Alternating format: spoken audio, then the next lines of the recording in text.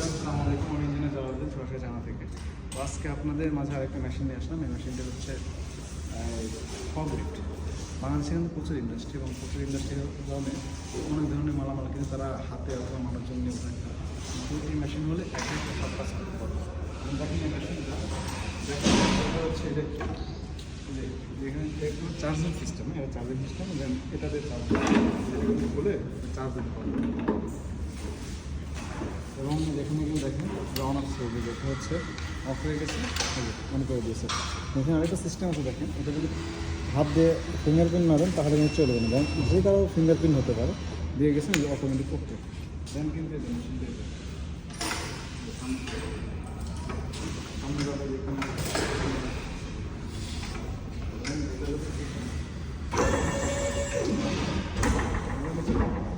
এটা কিন্তু পুরোপুরি অনেক সিস্টেম আছে।